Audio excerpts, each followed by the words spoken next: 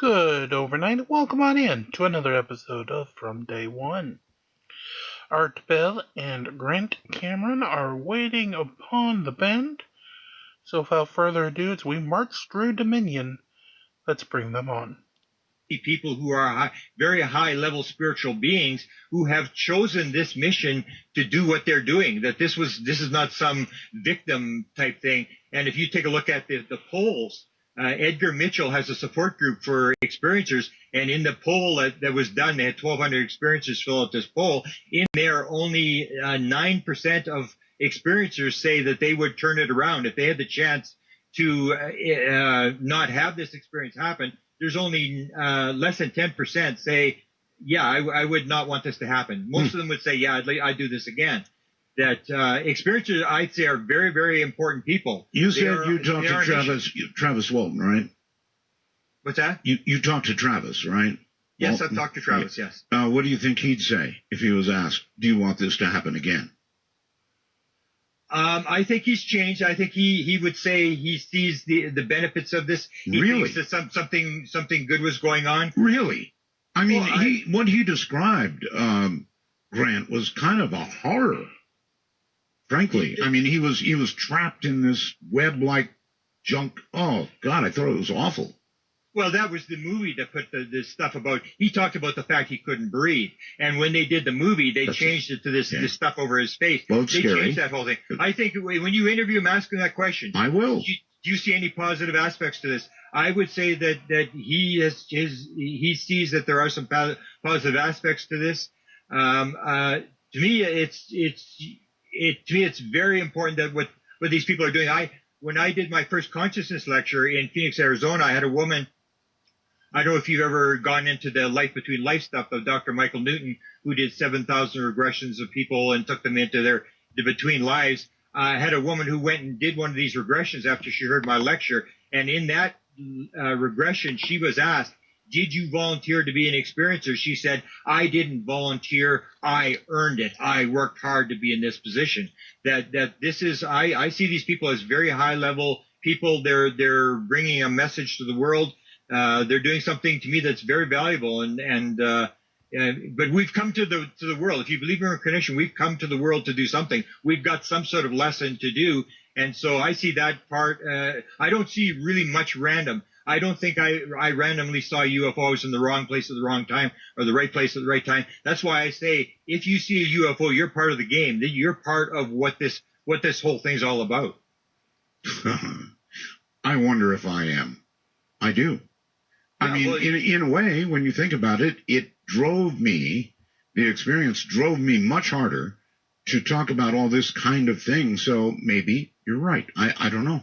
Yeah, well, you've had your thing. You've done a major mission in getting the word out and getting people talking about it. And I think that's all they're trying to do is they're trying to get people to talk about it.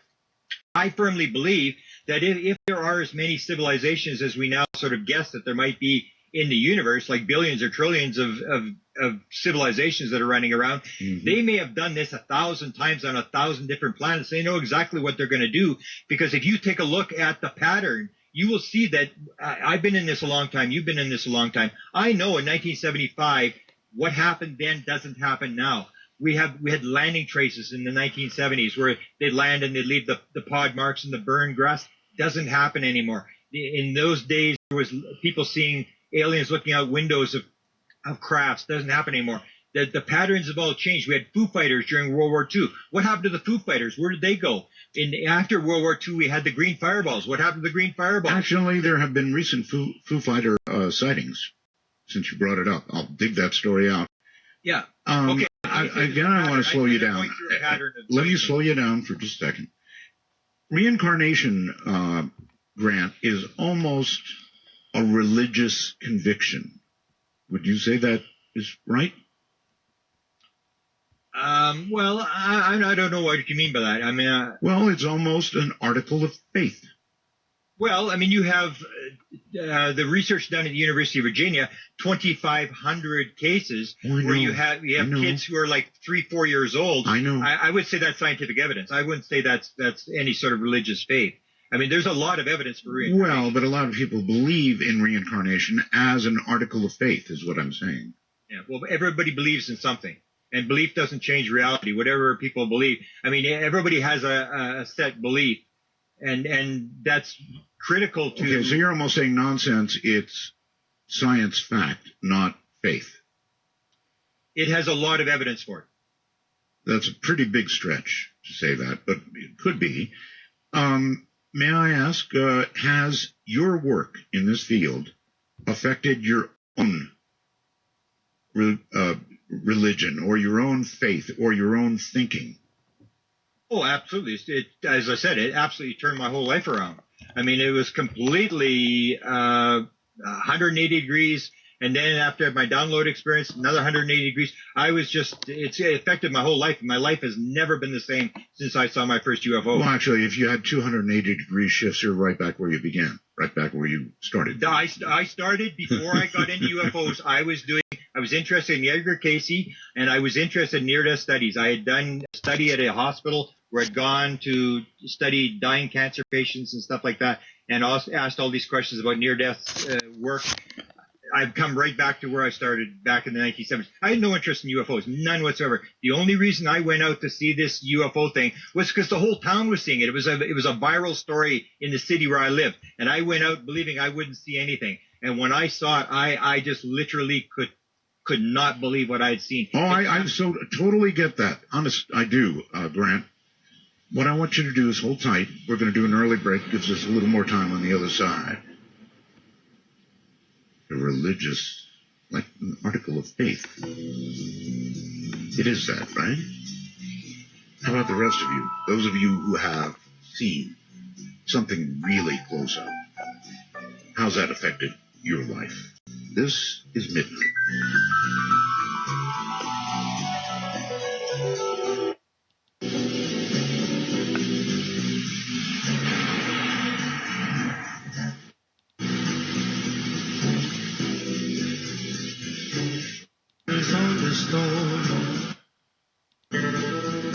Riders on the storm into this into like a stone and actor riders on the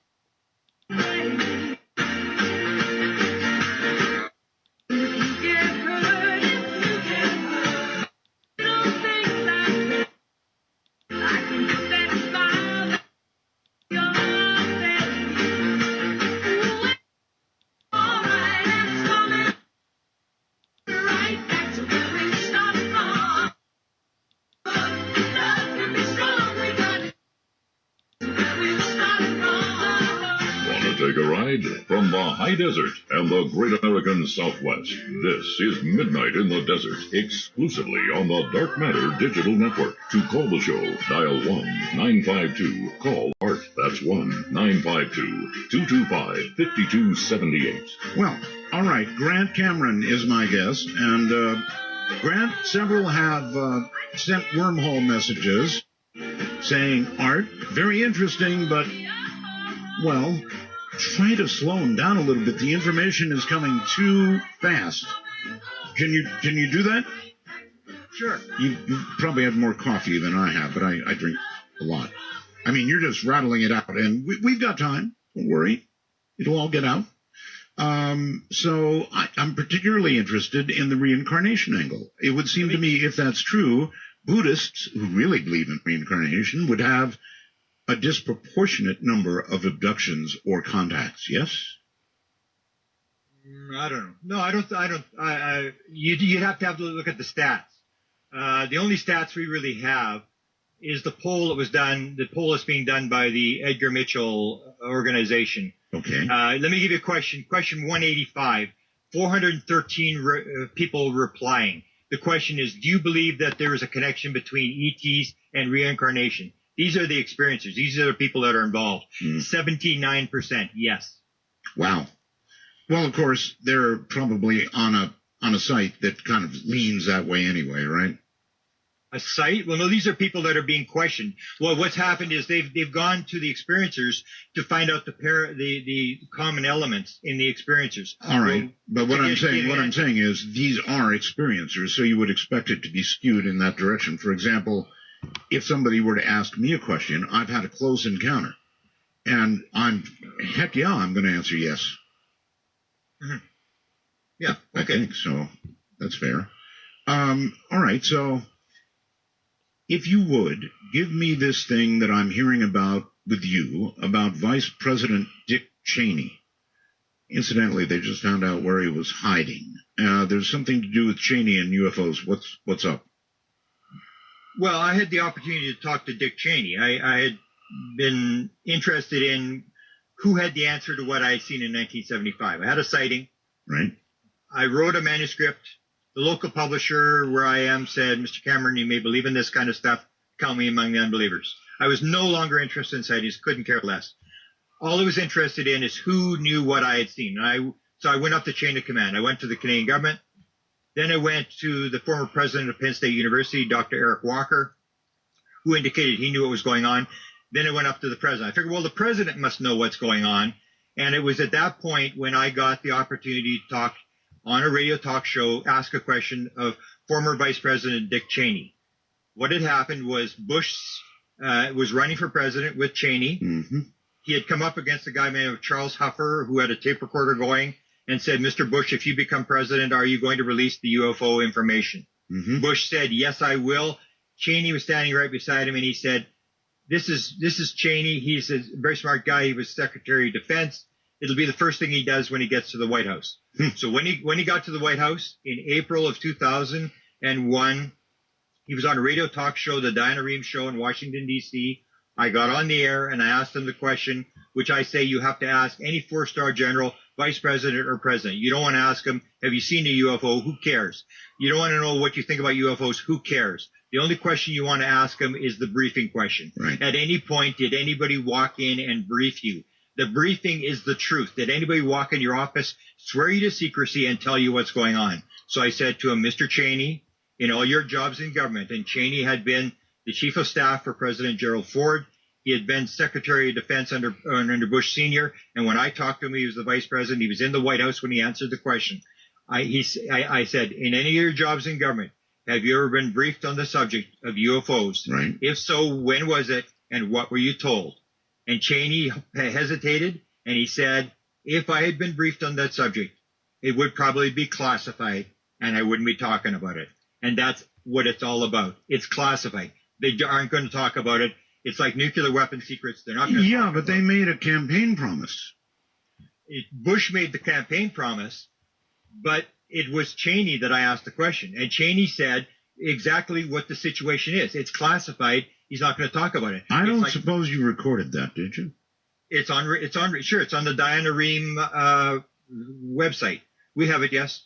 God, I would love to hear that. I would love to hear it. In fact, you interviewed me when it happened. We could have.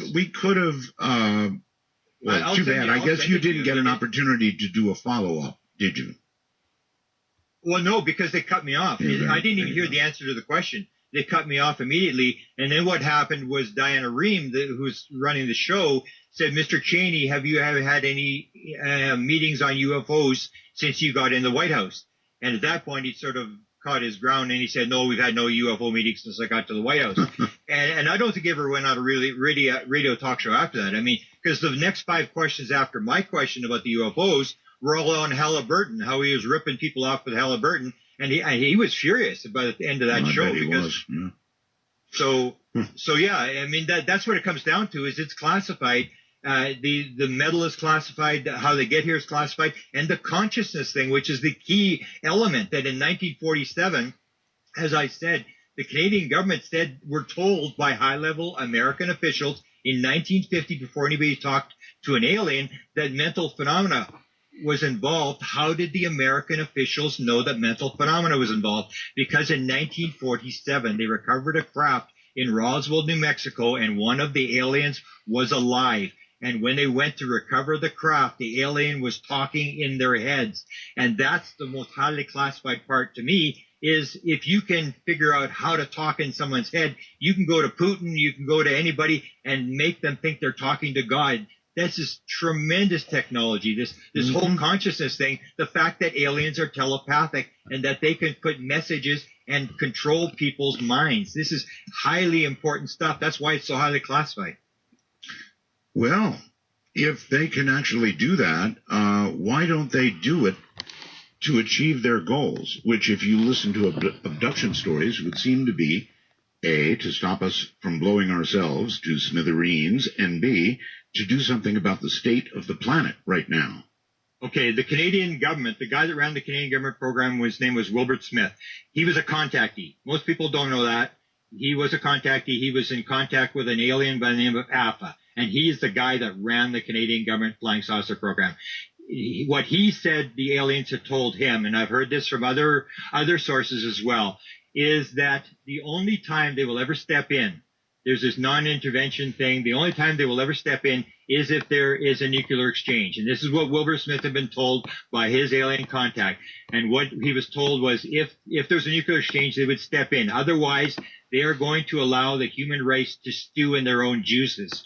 You cannot do your children's homework. You have to allow people to learn their own lessons. And if we happen to wipe ourselves out, so be it. If reincarnation is a fact, we go someplace else and learn our lessons all over. They are here not to save us. They are not, this is not American military foreign policy where we're going to go in to a foreign third world country, bring them freedom, democracy, Jesus, and McDonald's. They're here, I think, only to save the planet. We are, as David Bohm, the famous physicist, said, we are the locusts. We are like a swarm of locusts that has descended upon the earth. And they are basically here to try to stop us from, or to educate us to stop what we're doing to the planet. I don't think they're really here to save us. They're here to save the planet. Well, Grant, dead is dead. And, if we destroy the planet, make it unlivable for human beings, we might as well go ahead and have the nuclear exchange. So my question to you is, if it came to that, if somebody, Putin maybe, he's pretty nutty, if he pressed the button, it's your view they would step in and what? Not allow these things to launch, take them out during the launch phase, or what?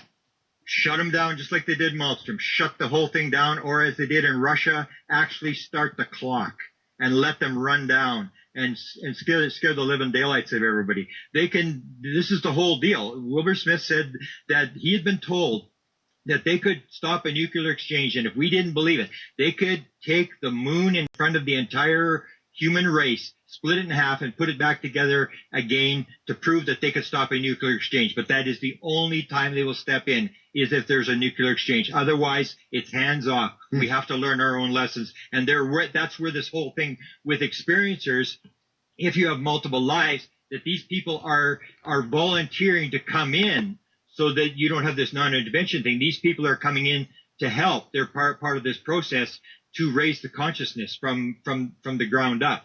You can't indirectly. That's to me, that's American foreign policy, that we're going to go in and tell people what to do and stuff. And because it doesn't work, we know it doesn't work in Iraq, we know it doesn't work in Pakistan and all these places, that eventually you end up where you're in bunkers, and the only time you come out is when you're an armored personnel carriers. The aliens cannot take over. They cannot come in here and directly influence us, because we would not allow it. You're not going to allow someone else to come in and take over your world or your country. So they're doing it, coming in through the back door. They may have tried to come to the government, which I think they did on a number of occasions.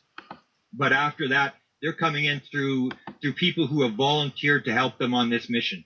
Well, I've said it before, and I'll say it again. If a saucer came down, pick your place, White House lawn, I maintain that when the ramp came down and the little guy got about halfway down the ramp, he'd be filled with so much lead, Grant, that they'd have a hard time carrying him away.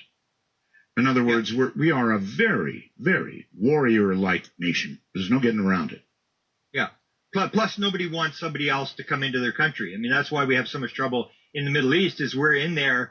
And, I mean, if you, you were someone, then your neighbor, your parents got killed, or your sister, you'd be angry and you'd want these people out of your country. This is the idea, is that you don't want people in here. And the other problem that we have that I say that the government really doesn't want any part of this is the fact that I just wrote a book called Alien Bedtime Stories, and one of the stories I talk about, the articles I wrote, is, are the aliens commies? And if you take a look in the early 1950s, when you had Adamski and Williamson, the FBI was following these guys around because the message that the aliens are bringing is not a capitalist message. It is a message of oneness. It is a message that the one is more important than the individual, and that we have to stop this growth, this capitalist growth. This would not be very well received in America, the message that the aliens are putting out. That really is their message, they do sound like commies. Exactly. They're talking about the Gaia, the world is more important than some rich guy who wants to build a nuclear power plant in the middle of San Francisco. Okay, well, if all that's true, then double the amount of lead I said the little guy would get. Well, yeah, exactly. People think that we make it public and everybody's going to be happy and we're going to be able to drive big cars again. That's not what's going to happen. There's a lot of things that aren't going to go well if this does get released. I mean, Trump hates the Mexicans. I mean, can you imagine how he's going to hate the aliens? No, that's not fair. That's not. Wait. Not fair. I'm not on Trump's side, but he's never said he hates Mexicans. No, he hates our immigration policy. Yeah, and it's this us versus them, that we are that it's the outsiders that are causing sort of the trouble. Yes. It used to be the Vietnamese, and then it was the Chinese, and there was the Russians, and it's this idea. It's this the message that the aliens are bringing is a oneness message, and it's the message that we are all one, that we're all leaves on the same tree. It's not the idea that the message that is being promoted in communism is this survival of the fittest, rape, pillage, and steal whatever you can. Whoever's got the most toys wins. It's this growth thing. And David Bohm, this physicist, great physicist, who was not a UFO guy, basically said he didn't think we were going to make it, because basically what you have is a model where you need growth all the time, and the growth keeps going, and now you've got China starting to have this high growth, and India, and eventually David Bohm says we're going to run out of resources, whether we destroy the planet. Well, yeah, I'm not an optimist. I don't like the way things are going. Hold tight, Grant. We're at a break point. You can relax for a bit. Take 5, as they say. I'm Art Bell, and this is Midnight in the Desert. Feeling the weight on the crest of a wave, it's like magic. Oh, rolling and riding, it's sliding, it's magic. And you, and your sweet desire. For Dark Matter News, I'm Leo Ashcraft. Canadians have created a giant wall that sucks carbon dioxide straight out of the air. Created by the Canadian company Carbon Engineering, this wall could be built to draw carbon dioxide straight out of the air and convert it into fuel. We're capturing CO2 with it right now. And by the time we get to the outlet here, where these fans pull the air through the contactor, over 80% of the CO2 has been removed. We're trapping over 100 kilos of CO2 here every day, and that CO2 gets absorbed into our solution and forms a type of carbonate salt. Air flows through a row of massive fans that are connected to a carbon dioxide-rich solution. This then absorbs carbon compounds out of the air. This solution is purified with the carbon dioxide within it extracted, and then purified again for reuse. The research and engineering firm hoped to build such walls where regrowth of trees simply isn't possible. They did it in the 60s, and they're still doing it. A strange gray UFO has caused something of a stir in the conspiracy community after NASA caught the object on its ISS live feed camera and then promptly cut the live feed as soon as it appeared. The small gray object, as seen coming up over the horizon and then disappearing just moments later as NASA cuts the feed and switches to another of the cameras, and will no doubt fuel conspiracy theorists' belief that NASA is deliberately hiding footage of potential UFOs.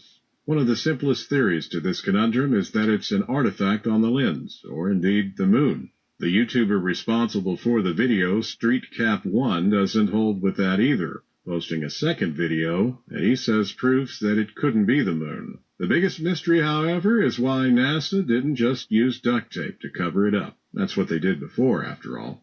Right? I'm Leo Ashcraft, and this is Dark Matter News. A former state trooper from Washington said on Wednesday that he is currently in contact with several Bigfoot creatures and that he feeds them food regularly. The man, who provided a name but chose to remain anonymous, said that the encounters have been happening since 2009 in a remote area in the North Cascades. He said sometimes it's 5 to 10 minutes, other times they stay for hours. He says he leaves them apples, carrots, beef jerky, cookies, and candy bars. The man says he was looking for an old mine in the mountains the first time he came across the alleged beings in 2009. After leaving the food out there for him, he says they seem to have started following him and getting closer. He says he's been as close as 20 feet to some of them. He reports that he was so close to them that he was able to catch some of their language on 2 different occasions. He said it sounded like Native American and an Asian mix. The creatures reportedly stand between 6 and 7 feet tall and probably weigh in at about 500 pounds, females being a little lighter. He describes them as having a human face, some with dark hair, others red or brown, probably about 3 to 4 inches long, adding that the females had small breasts.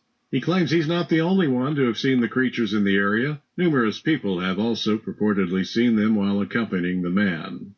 The former state trooper says the creatures have never presented a threat to him and that he leaves them alone and he's not interested in hunting them or gathering physical evidence. Florida resident John Bird last year claimed to feed Bigfoot potatoes and plantains on a regular basis. In the spring of 1982, a soldier training at Fort Leonard Wood Army Base in Missouri claimed to have spotted a 7-foot-tall creature with brown hair that resembles the former state trooper's alleged sighting. Portions on the United States side of the range are part of the North Cascades National Park. Earlier this week, there were reports revealing the intentions of the U.S. Army to annex part of the region as a helicopter training area, drawing criticism from the Forest Service employees for environmental ethics.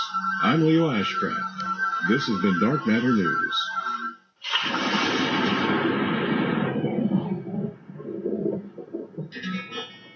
It's been a too long time with no peace of mind, and I'm ready for the times to get better.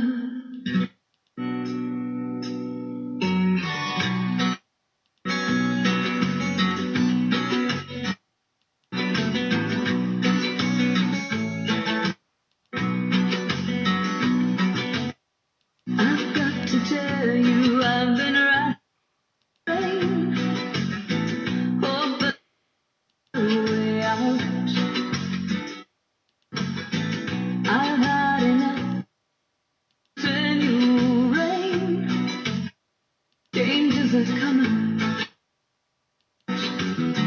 It's been a long time with no, and I'm ready for the times. In that darkest time between dusk and dawn, from the high desert, it's Art Bell's Midnight in the Desert. Now, here's Art. Hi, I'm Asia Bell, and it's very late, so I'm sleeping now. But you're awake, so call my daddy because he's awake too. The number is 1-952-225-5278. That's 1952. Call Art. That's right. I'm sorry, I couldn't resist. Grant Cameron is my guest, and I've got to wonder if they came down, landed, and somehow in a worldwide way dispensed their message, the alien message of we're all one. You know, the sort of communistic message. How would Fox cover that? You got to wonder. Well, okay, Grant, welcome back. This really is fascinating stuff, absolutely fascinating. There are also experiencers, I understand, who report the very same sort of thing, having been near death. Yeah, it's a staggering figure. 35% of all people who claim to be experiencers who've had the abduction experience or encounter with aliens are reporting at the same time that they've had a near-death experience. And much the same message dispensed.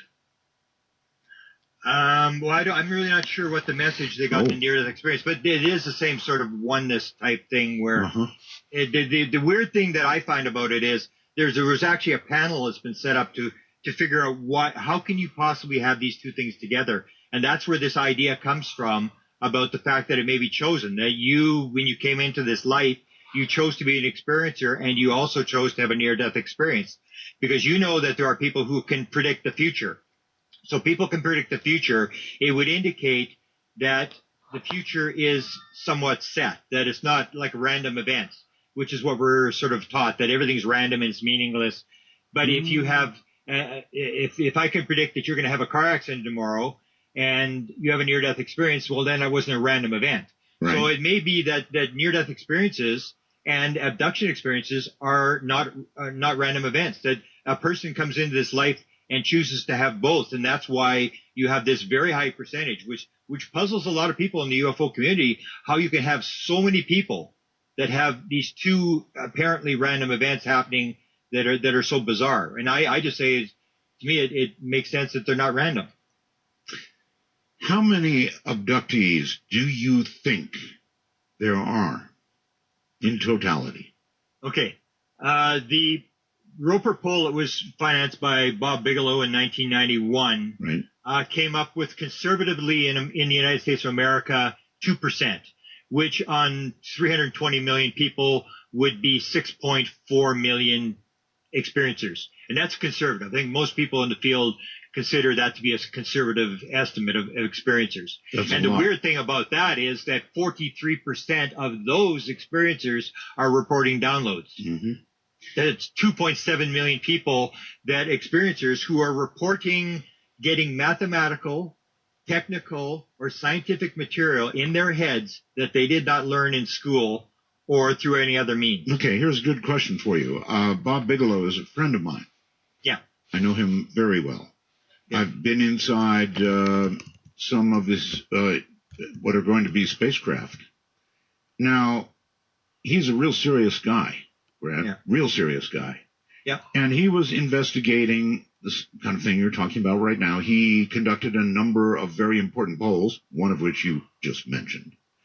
And then suddenly, Bob Bigelow stopped doing that kind of research and began using his considerable wealth to get into space. He's going to build space hotels. He's doing all kinds of really serious stuff. What do you think caused him, Grant, if you were to guess, probably just have to guess unless you've talked to him, what made him stop investigating all of that and move towards space? I really don't know. I don't know that he's really done that. I mean, I know he put a lot of money into consciousness. He had the chair for consciousness studies at UNLV. He put millions of dollars into that. Oh, yes. He did a long period of that. I'm sure he still has the UFO interest because he had his, I think it was parents had this UFO encounter. Yes. And you know that once you get the bug, you... but again, Grant, I'm telling you, he has changed. He has dropped... Yeah. Okay. It's like he came to some conclusion, Grant, and then he switched. Now, I'd love to have Bob, and I would love to get Bob to ask him that question. Yeah. But it's a big turn, I'm telling you. He's in aerospace now. Interesting. Well, yeah, I really don't know. I mean, I know he was in when he still had NIDS. I know he was into the aerospace thing. I talked to his chief physicist when I was there. Yes. And so I really don't know why the change. I just know he was extremely interested in consciousness. Oh, yes. And he understands how this all fits together, that it's not just a physical phenomena, that this is much more complex. Yes. It's almost like Jacques Vallée said, I would be very surprised if this turned out to be just extraterrestrials. Well, I'm thinking that he did so much investigation that he came to some conclusions. Could be. And then as a result of that, changed his focus. And I'll ask him. Yeah, sure. I'll ask him. So you're saying there are many, many, many abductees. And most of them, not all, but most of them are abducted again and again and again all their life. Is that true? That would appear to be the pattern, yes. Starts when they're infants? Very young, before they've set their mind as to how the world works. That's why I think they take them very young. Because once you're 20 years old, your worldview is set. Yes. And the aliens would need giant rubber boots and a big giant shovel to try to get an idea down in through all the garbage to impress something. So they take the kids very, very young. The same as we have this phenomena that takes place with musicians being extremely interested in UFOs. A lot of them are experiencers.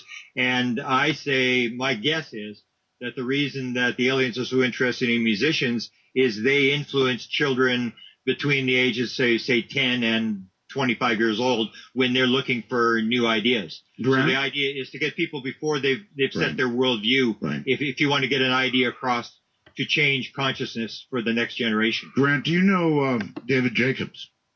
Yeah, I know of him. I've never talked to him. No. Okay.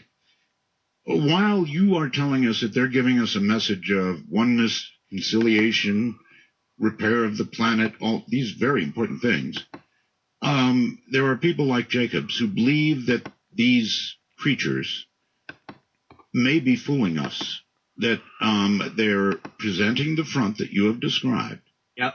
But in fact, they're not friendly at all, and they represent a very great danger potentially to us. Yeah. And okay. you say what to that? I say that's General Colin Powell standing up at the UN and trying to convince us that the Iraqis had weapons of mass destruction. It's the us versus them. It's this idea that the Chinese were our enemies. It was the blacks were the problem, and the Jews were the problems, and the Russians were the problem, and now it's the aliens. It's another enemy. Right. That's pretty harsh. You're essentially saying it's a great lie. It's the idea that the separation. You either believe in oneness, or you believe in the fact that everybody's separate, that everybody's individual. And when you get the individual idea, then if you take the aliens, like, what evidence is there that the aliens are going to take over the planet? They're going to do everything. Like, people will say, okay, they're here to take the planet. And I say, if you actually take a look, there's very little physical about them. They don't wear clothes. People say they're here to get our gold. They don't wear jewelry. They don't really have any furniture. They don't seem to have any interest in anything physical at all. They seem to be here doing this hybrid thing. And people can say, okay, eventually they're going to take over the world. They're going to eat us, or they're going to do whatever. And I say, if you take a look at the download stuff, if you take a look at 43% of people are being downloaded, or you have 11% of people that report that they're being allowed to fly the flying saucer, if they're going to take us over and eat us or whatever they're going to do, why don't they do it? And why are they teaching people to fly the ship? Why are they downloading mathematical and technical material into people's heads if they're just going to take us over? Well, there seems to be something else going on behind the scenes. Well, don't forget to serve man. To serve man? Yes. You don't remember to serve man?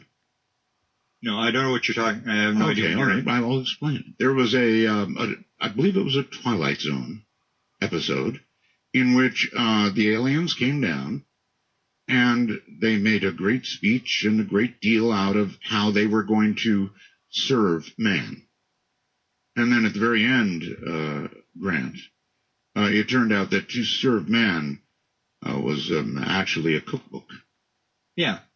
We're going to be served up on a McDonald's on the far side of the moon, a human McNuggets. Yeah, you got it. If it happens, I'll believe it. I don't see any indication that there's this evil empire. Okay, I'm not saying there is, Grant. I'm just saying that you seem to believe wholeheartedly that they are well-intentioned, trying to help us, trying to prevent nuclear warfare, trying to help us with the planet, whatever. And I hope, Grant, I hope it's true.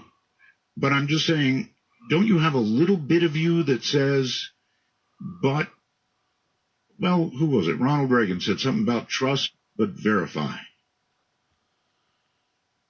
Well, that's the idea. This is this separation thing, that we have enemies, that everybody, that we are the good guys, and we're always the good guys. And there's all these bad guys, and everybody's out to get us, and it may be true, but what I'm saying is that I think people have to start explaining, why are people getting downloads? Mm-hmm. What is going on? Why are they downloading people with information? Why are they allowing people to fly ships? When I did my first consciousness lecture, within 1 year, I had 24 people come to me that told me this thing, that they were flying the ship, and most of them were women. And I say, if you believe in the evil alien thing, well, then you have to look at the fact that if you're a woman in Saudi Arabia, you cannot drive a car. It's illegal for you to drive a car. Right. But if you're a Saudi Arabian woman and you get abducted by the aliens, they'll not let you drive the car. They'll let you fly the flying saucer, no insurance, no license, nothing. So why are they allowing – why is there something going on behind the scenes that's being ignored? Now, maybe Jacobs is right. Maybe eventually they're going to pop up and, we're going to get served for lunch, or they're going to take over the planet, that's not fair. Jacobs didn't really say that.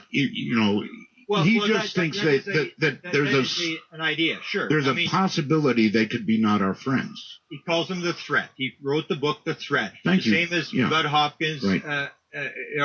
Bud Hopkins talked about the intruders. Right. That they're intruders. They're really not evil, but they're just intruding in our lives, and they should just go away and leave us alone. Okay. Listen, I've got a wormhole message here from Doug in Michigan, who wants to ask you this. Yeah. All right, he says, Grant, one of the big things that aliens always seem to show abductees is how we are destroying our planet. That would indicate to me the aliens are very likely us from the future. Possible. I mean, if you take a look at quantum physics, there is no time and space. I mean, it's all a deck of cards on top of each other. I mean, so time and space, we're getting into hypotheticals that are hard to really answer. I mean, it could be. That was the message from Rendlesham Forest that Jim Peniston got through his Touching the Craft, the fact that this was future coming back. I mean, it's highly possible, but my guess would be that there really is no time and space, that if you talk to Julia Asante, who from Columbia, who's done some work on this, she basically says that you can basically talk with your future lives and past lives and have a meeting. And so this idea of time and space, a lot of this is illusion. Physical world is illusion. Time and space are illusion. We believe a lot of stuff that really the aliens are showing us this really isn't true. When you start looking at what they're doing, we start realizing that we've sort of got some beliefs that maybe need changing. And that's why I'm just saying you've got to start looking at what the experiencers are saying. They're telling us some important stuff about what's going on, that you can go through walls, that telepathy is true, that people are getting downloads, they're getting information, they're getting inventions and stuff like that.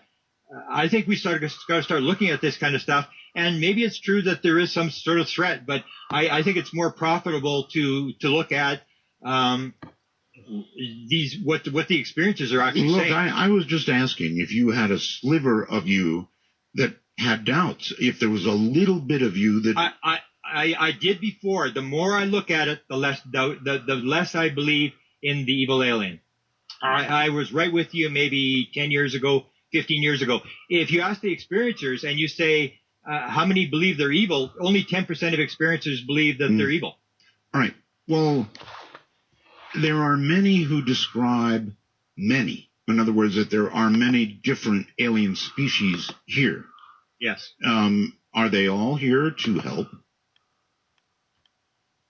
Well, I don't know. There's got to be thousands of different aliens here. All I know is the main ones, like the Greys and the main where you get the abduction phenomena. You may have a lot of aliens that are here who aren't interacting. The only ones that we can really judge are the ones that are interacting with us, which would be the Greys and the reptilians and the humanoid types. There are many types, though, and it's hard to know if they're all our friends. It's even hard to know whether they're warring with each other or not. Okay, again, this is, to me, doesn't make any sense whatsoever. If you're telepathic and you can predict the future, and I'm telepathic and I can predict the future, how can you possibly have a war between you and me? If I can tell what you're going to do and you can tell what I'm going to do, how can you have a war? I know who's going to win the war. I know I'm going to die. Why would I start the war? The idea of telepathic beings, that's the whole idea about telepathy, is that if a politician stands up, you know when he's lying. It's very hard to start war if you're telepathic. This doesn't make any sense to me. That well, usually with politicians, if they're standing, yeah, they're lying. So, I mean, telepathy is a very important thing. If you're telepathic, I believe you have to understand that everything's connected. And that's the whole thing. That's the Ronald Reagan thing, how the world would unite if we were facing a threat from an alien nation. This whole idea that everything is connected. Telepathy means we're connected, that we all are a part of a hologram. It's a big, huge hologram, and that if I want to read your mind, I go, everything is in me, is in you. I just go into me and get your information from the hologram. And so everything is that. If you're telepathic, in fact, Ben Rich, part of my download was a statement made by Ben Rich when Jan Hartson, the international director of MUFON, asked him. He said, Ben, he had a very close encounter at 9 years old. He became fascinated with UFOs, wanted to be an electrical engineer, wanted to know about propulsion. So he asked Ben Rich, who ran Lockheed Skunk Works, SR-71, U-2, the drones, all that kind of stuff. He said to Ben, I need to know, how did they get here? How does it work? And Ben turned around and he said, let me ask you a question. What do you know about ESP? And Jan Hartson said, I didn't expect a question. So he said, I replied, it means everything in time and space is connected. And Ben Rich said, that's how it works. Walked out of the building, got in his car and drove away.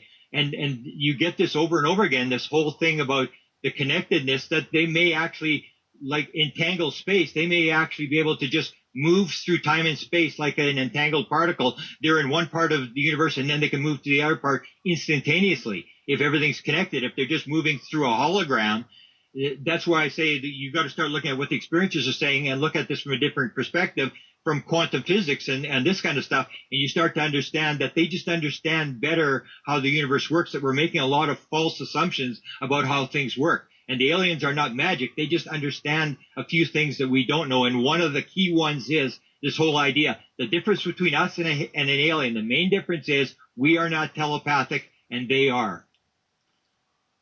All right. Well, I guess very quickly, because we're about out of time here for the hour, and I want to get to calls next hour. You ready for calls, by the way? Sure. Okay. Do you believe that when Ronald Reagan said what he said, he was saying that to, in effect, prepare us? I would just be guessing. I can tell you that Ronald Reagan had 2 UFO sightings. Right. He had the one where he chased it in the plane. He had the other one where he was coming from Sacramento down to a cocktail party in Los Angeles. Steve Allen, the comedian, was there. So was Lucille Ball. And Lucille Ball told Shirley MacLaine that he had interacted with an alien. Gotcha. All right. Hold tight. Relax. Take a deep breath. We'll check calls when we get back. This is Midnight in the Desert.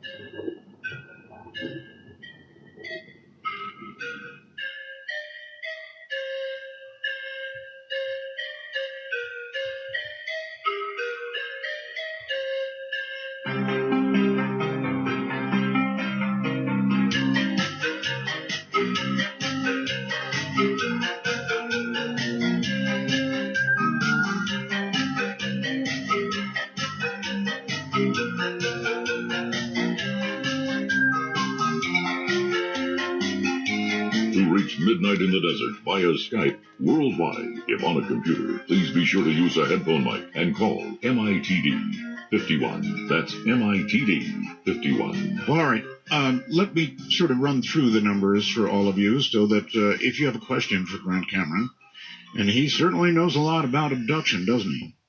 You can ask it. The public number for all of you is area code 952-225-5278. 952-225-5278, or call Art if you will. And, of course, for Skype, if you're in North America, the U.S. and Canada, it's MITD51. MITD51.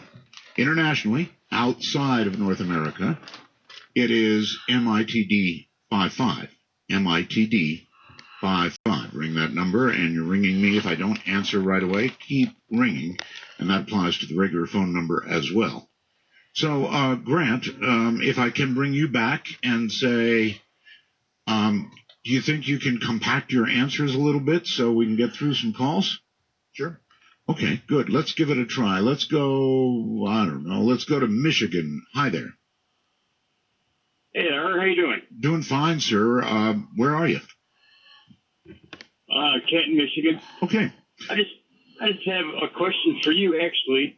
For me? You've got to have something for my guest. Well, I was just a big fan of your show, and I used to listen to it on satellite, and I was wondering if there was ever a chance that you're going to go back to satellite radio. Well, they'd probably hate me. I'm being honest with you. Yeah, they probably hate my guts. You know, you never know. It ought to be up there, right? They ought to be carrying it, but, you know, they hate me. Yeah, it took me a while to find you on Tune Radio. Okay, now you've got that answer. So, anything for Grant Cameron? I mean, aliens taking people, that's pretty serious. Yeah, it's very intriguing. Intriguing? It's intriguing to me. Okay. All right, intriguing it is. I thank you for the call, and I guess you have nothing. So let's go to Skype. Let's go to Skype and say, hi there, you're on the air. Damon, I believe it is. Hello, Damon. Aw, Damon went away. Too bad. Try again, Damon. You might get through. Who knows? Well, let's go off to Lawton, Oklahoma. You're on Midnight. Hi. Yeah, sorry about earlier. I kind of froze up. I beg your pardon? And I kind of froze up. Oh, I see. Okay. All right. You have a question? Has your guest ever been abducted by chupacabras?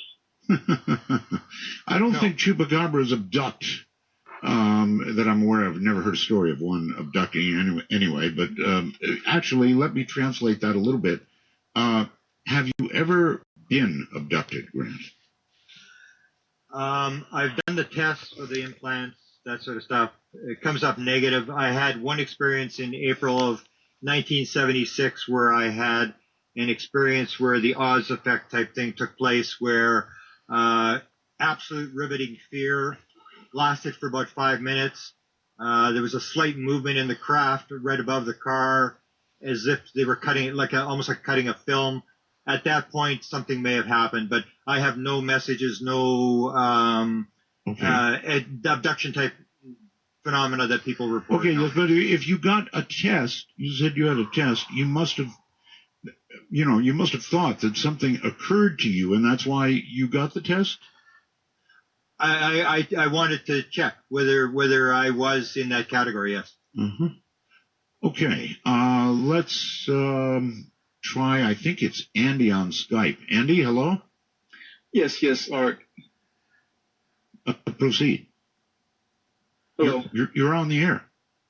Yes, I wanted to ask your guest a question. I've always wanted to find some kind of correlation between the alien phenomena and our traditional religions and superstitions as far as demons and ghosts and things like that go. Mm-hmm.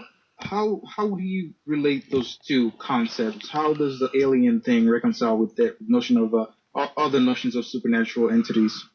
Very good question, I think. Go ahead. I give a consciousness lecture, which says that everything's together. Everything, you have a conscious mind and you have consciousness itself, which the aliens are just on outside the conscious mind. They live in the dream world. They live in the same world as spirits, all this sort of stuff.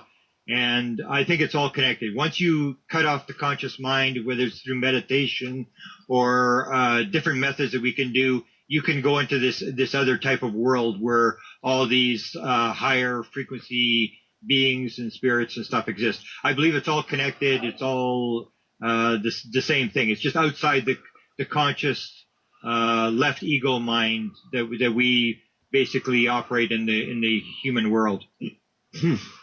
Are you in essence saying that, for example, Christianity, the religion itself, is somehow connected with and one with this phenomena of abduction? The people who start the religions or who write this stuff get some sort of inspiration. So I have my download experience, and a lot of people, I've actually written a manuscript where I talk about different types of inspirations that people get, songs that are given, all the Nobel Prizes that came in dreams and stuff like that, that there is this kind of inspiration thing. So people of various religions are going to get inspirations. Say you may get a guy who in the early years, like Terence McKenna talks about, psychedelic or magic mushrooms, where the guy takes magic mushrooms and suddenly gets an enlightenment experience where he leaves his conscious mind and suddenly sees all this stuff, and they say, well, you're the smart guy, we'll make you the shaman.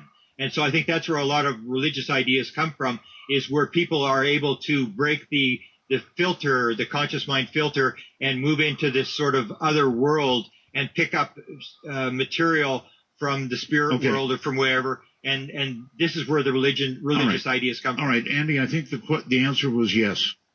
All right, thank you very much. All right, take care. Let's go to, I don't know, Colorado Springs on the phone. You're on the air. Hi. Hi, Art. This is Kevin in Colorado Springs. Hey, Kevin.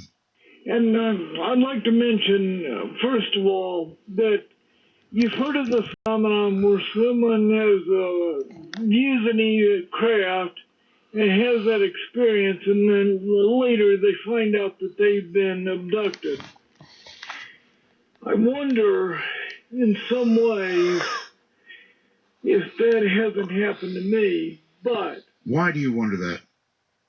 Because I have had an experience, but there is nothing past that experience at a young age that makes me think it's happened again. Sure. You've raised a really good question. A lot of people like this person, Grant, think they've been or may have been abducted. What is a proper course for somebody like this to follow? If they want to know, can they be hypnotic regression? What do you think?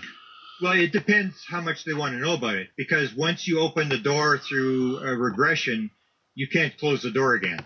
So you have to be prepared to go down that road.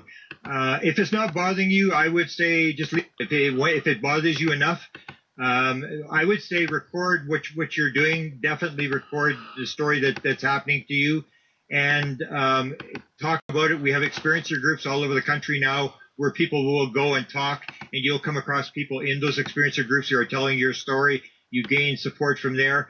Regression is always a route you can go to a particular event that you remember. Can you really trust regression? I mean, there's a lot of controversy around that. Well, I mean, physical, I mean, just our ordinary, I say we have a problem with our ordinary reality, believing a lot of stuff that really isn't true. Sure, I mean, there's going to be a problem with regression, this idea of people being led, but a lot of regression, most people who remember stuff from the abduction stuff have never been regressed. The same as most people who are abducted didn't happen when they're sleeping. It happens during the day. Okay. So we have all these sort of impressions that people are getting these bad images from regression, and very few people are regressed. Almost nobody's regressed. Most of the stuff that you hear is people remembering it without regression. Okay. Alrighty, and with that, we will leave Art Bell and Mr. Cameron for tonight. We will pick them up tomorrow for the conclusion. And with that, that brings today's From Day One to a close. Please make sure you do like, share, and subscribe. Be kind to one another and release the Krakens as we continue to march towards that 50,000 views, 1,000 subscriber goal here on From Day One. Have a great night and enjoy your night's rest.